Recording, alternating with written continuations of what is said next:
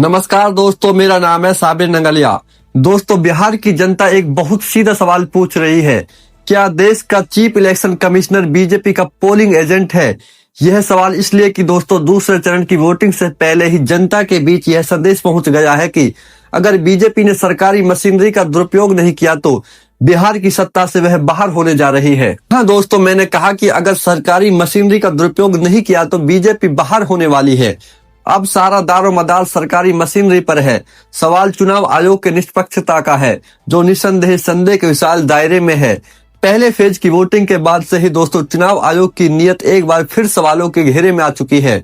चुनाव से पहले आयोग की प्रेस कॉन्फ्रेंस में मुख्य चुनाव आयुक्त ज्ञानेश कुमार जो ढींगे हाँक रहे थे, उनका रत्ती भर भी पालन नहीं किया जा रहा है। पूरे तंत्र पर सरकार के कब्जे ने लोकतंत्र का गला दबोच रखा है। अब जरा सुनिए कि दोस्तों हुआ क्या है। पहले फेज के ऐतिहासिक वोटिंग टर्न आउट ने सरकार बहादुर की नींद उड़ा दी। सिर्फ एक दिन बाद इसलिए खेल शुरू हो गया। दोस्तों, चुनाव आयोग ने 6 नवंबर को पहले फेज की वोटिंग के बाद वोटिंग परसेंटेज का आधिकारिक आंकड़ा जारी किया। ऑफिशियल चुनाव आयोग की प्रेस रिलीज में लिखा गया कि अब तक प्राप्त की गई सूचना के आधार पर वोटिंग परसेंटेज 64.46% रहा।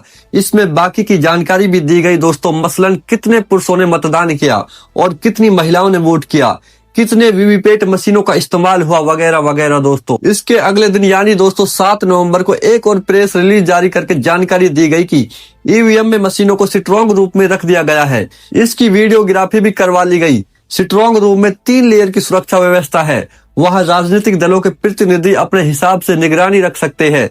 सभी दलों को सीसीटीवी फुटेज का एक्सेस भी दे दिया गया। इसके बाद दोस्तों 7 नवंबर को ही एक और प्रेस रिलीज जारी करके जिसमें बताया गया कि फाइनल वोटिंग परसेंटेज 65.08 रहा, यानी कि दोस्तों पिछले आधिकारिक आंकड़े से करीब करीब 0.62% ज्यादा। चुनाव आयोग को फाइनल वोटिंग परसेंटेज का आधिकारिक आंकड़ा जारी करने में दोस्तों 24 घंटे से भी ज्यादा का समय लग गया। जानते हो दोस्तों ये क्यों?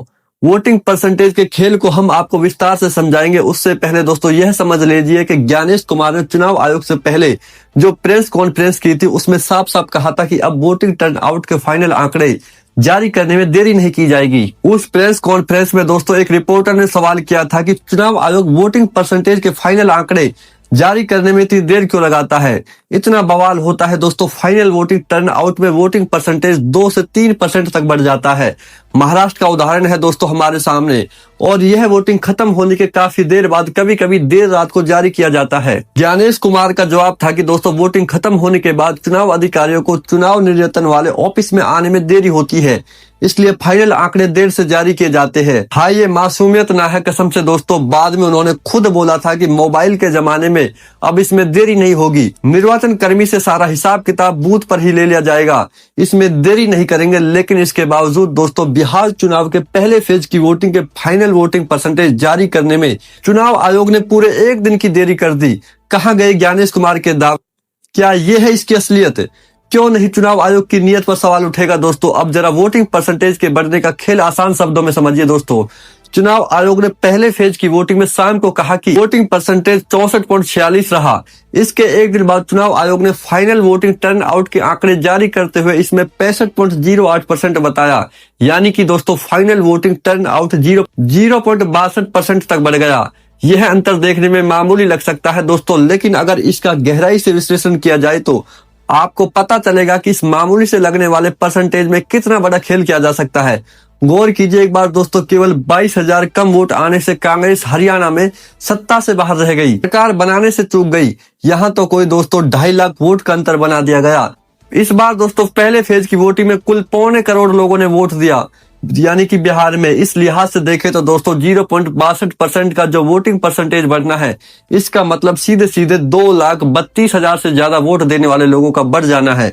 यानी अगर 121 सीटों पर इसका हिसाब लगाया जाए तो दोस्तों हर सीट पर करीब यानी कि 1921 यानी मोटे मोटे तौर पर मान लीजिए 2,000 वोट बढ़ गए हैं। एक सीट पर यानी कि 2,000 वोटों का बढ़ जाना दोस्तों कोई मामूली बात नहीं है। कम अंतर वाली सीटों पर इतने वोट हार को जीत में बदल देने के लिए दोस्तों बहुत ज्यादा होते हैं। यहाँ तक कि ये सरकार को बनाने या ना बनाने देने का सामर्थ्य रखते हैं। पिछले विधानसभा चुनाव का आंकड़ा ही दोस्तों देख लीजिए। 2020 के चुनाव में कुल 28 सीटें ऐसी थी जिसमें जीत हार का अंतर 2000 वोटों से भी कम था। जी हां दोस्तों, कुल 28 सीटों पर 2000 वोटों से कम में फैसला हो गया था। 2020 के चुनाव में दोस्तों एनडीए को कुल 125 सीटें मिली थी, जबकि महागठबंधन को दोस्तों 110 सीटों पर जीत मिली थी। एनडीए के पास दोस्तों बहुमत से सिर्फ 3 सीट ज्यादा थी और महागठबंधन के पास दोस्तों बहुमत से केवल 12 सीटें कम थी। मोटे तौर पर देखें तो दोस्तों महागठबंधन को सिर्फ 8 सीटें और मिलती तो वह सरकार बना सकती थी, क्योंकि बाद में कुछ विधायक दूसरे दलों से आरजेडी में आ गए थे। 2000 से कम वोटों के अंतर में हार जीत वाली सीटों पर सबसे ज्यादा नुकसान दोस्तों आरजेडी को हुआ था। यानी कि दोस्तों कुल मिलाकर कहा जाए तो 2000 से कम वोटों के अंतर वाली 28 सीटों ने ही महागठबंधन के खिलाफ खेल कर दिया है। अगर ऐसा नहीं होता तो दोस्तों वो आराम से सरकार बना लेते। सोचकर देखिए कि दोस्तों कितना बड़ा खेल हुआ होगा और कितना बड़ा खेल हो सकता है। इतना ही नहीं दोस्तों, करीब 62 सीटें ऐसी थी जिसमें जीत हार का अंतर 5000 वोटों से भी कम था और 7 सीटें ऐसी थी दोस्तों जिसमें जीत हार का अंतर 500 वोटों से भी कम था। दोस्तों इस वीडियो में इतना ही, लेकिन अगर आपने साबिर नंगलिया को अभी तक सब्सक्राइब नहीं किया है तो दोस्तों फौरन कर लीजिए और दोस्तों कमेंट बॉक्स में जरूर बताइएगा कि आपको हमारी वीडियो कैसी लगी।